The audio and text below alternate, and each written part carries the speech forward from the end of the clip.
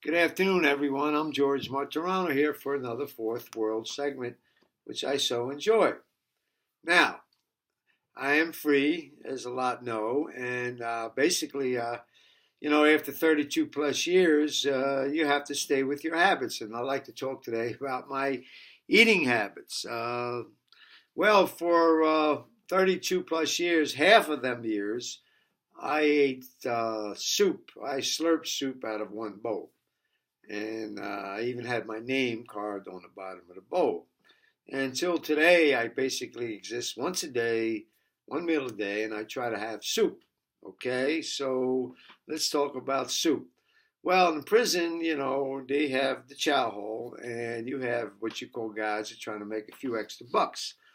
So, when you get up in the morning, you think about what you're going to do that day. Well, so many days, I thought about having my soup, my only substance, because I worked out, I taught, and uh,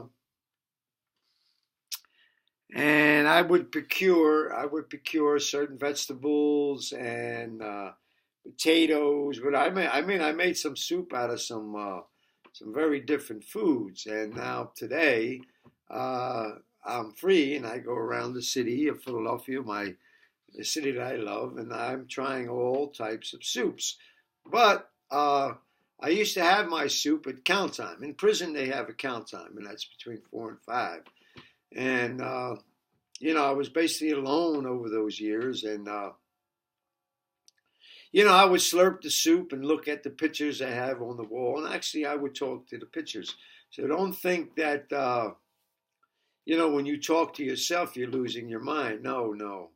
There comes a time in your life where you have to talk to yourself. You have to have that solace with yourself. So I would slurp my soup and I would look at the wall. And imagine that, ladies and gentlemen, year after year after year, between 4 and 5, this lonely me with his spoon and the same bowl, and I'm slurping my soup.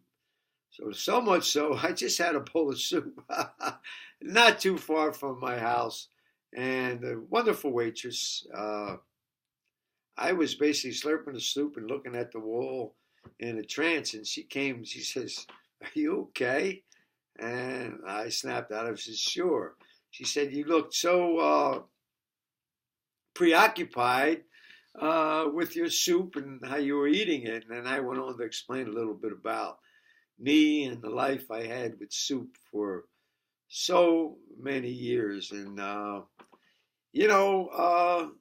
make light of it. Thank God I'm together as a person where I'm making light of it. But there is so much to prison that people don't know, so much that you try to hold it together. Well, imagine that. A guy like me, prolific teacher, worked out, and I hold it together for one bowl of soup a day.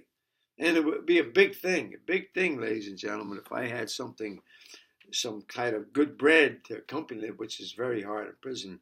Basically, you would, find some type of cracker. And sometimes I wonder how many, 365 days a year soup out of one bowl for 15 years, even though, I did much more than 15 years, but for some reason I couldn't go to the chow hall, especially in the morning, the noise and you don't want to sit across a guy that doesn't want to wash or brush his teeth. So who needs that? So I just want to explain to you about George and his soup bowl. And now I'm thinking about tomorrow where I'm going to get some nice soup.